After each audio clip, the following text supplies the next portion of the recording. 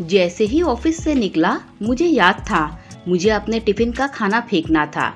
अगर खाना टिफिन में चला गया तो बीवी किचकिच करेगी। आज टिफिन में लौकी की सब्जी जो आई थी, लौकी, उफ, बेस्वाद सी सब्जी जो मुझे पसंद नहीं आती। पता नहीं क्यों बीवी सेहत का ख्याल रखने पर तुली हुई है। लौकी की सब्जी मेरे मुंह का स्वाद मार देती है और भूख मर जाती है मेरी। मैंने पनीर कोफ्ता और नान मंगवाकर बड़े चटकारे लेकर खाया था और टिफिन जस का तस पड़ा रह गया था। पर घर पर तो यही दिखाना था कि मैंने टिफिन सारा खाली कर दिया है।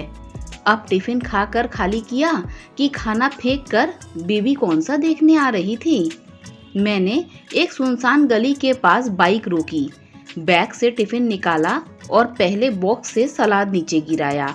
दूसरा बॉक्स जिसमें वही बेस्वाद लौकी की सब्जी थी उसको खोलकर नीचे डालने ही वाला था कि एक आवाज आई, बाबूजी खाना मत फेंकिए, हमें दे दीजिए बाबूजी, सुबह से कुछ भी नहीं खाए हैं।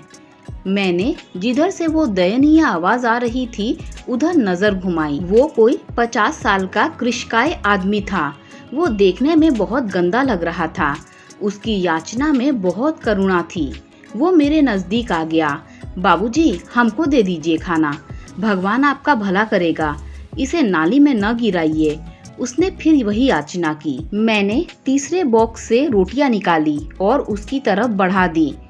उसने सिल्वर फॉइल में लिपटी हुई रोटियां खोली और उन्हें फैला दिया। मैंने उन फैलाई हुई रोटियों पर लौकी की वो बेस्वाद सी सब्जी उड़ेल दी। वो आदमी साइड में बैठकर लपलपाती जीभ के साथ खाने लगा। मैंने अपना टिफिन जब तक पैक करके बैग में डाला वो बुढ़ा सारा खाना खत्म कर चुका था। भगवान आपका भला करे बाबूजी, आत्मा तृप्त हो गई हमारी। खाना बहुत स्वाद था बाबूजी। आप अब जब भी खाना फेंकने आए इधर ही फेंकना बाबूजी, हम यहाँ भीख मांगते हैं, हमें नहीं तो किसी और को खाना मिल जाएगा। कहते कहते बुढ़े की आंखें भीग गई। मैंने उससे नजरें घुमा ली तो सामने की दीवार पर लिखा था, एक दोहा नजर आया, रोटी तेरे मोल का क्या मैं करूं बखान, धाए को माटी लगे भूखे को भगवान। यह पढ़कर मुझे शर्मिंदगी हुई। मैंने झट से बाइक आगे बढ़ा ली। कितना सच लिखा हुआ था, रोटी का मोल तो केवल भूखा ही जानता है। हम जैसे भरे पेट वाले अपने टिफिन के खाने को फेंक कर स्वाद के लिए बाहर का खाना मंगवा कर खा लेते हैं और ये गरीब आदमी रोटी रोटी को तरसते हैं। मुझे अपने आप पर शर्मिंदगी महसूस हो रही थी।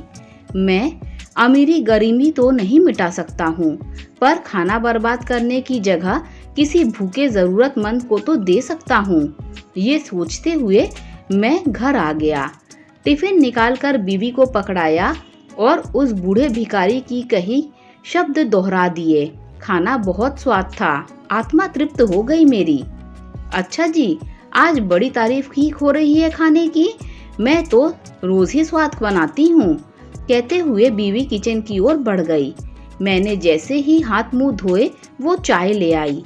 मैंने चाय पीते हुए पत्नी से कहा, कल से 4 रोटी और कुछ सब्जी ज्यादा दे सकती हो क्या? क्यों, क्या बात हुई, इतना खाना खा पाओगे? उसने पूछा। नहीं, किन्हीं की भूख मिटानी है, मैंने कहा। पता नहीं बीवी ने कुछ समझा या नहीं, पर उसने चाय के बर्तन समेटते हुए कहा, खाना तो ज्यादा डाल दूंगी, पर एक्स्ट्रा टिफिन नहीं है, सिल्वर फॉइल में डालकर पॉलिथीन में डाल दूंगी, चलेगा? चलेगा, मैंने कहा और हम एक दूसरे को देखकर मुस्कुरा दिए।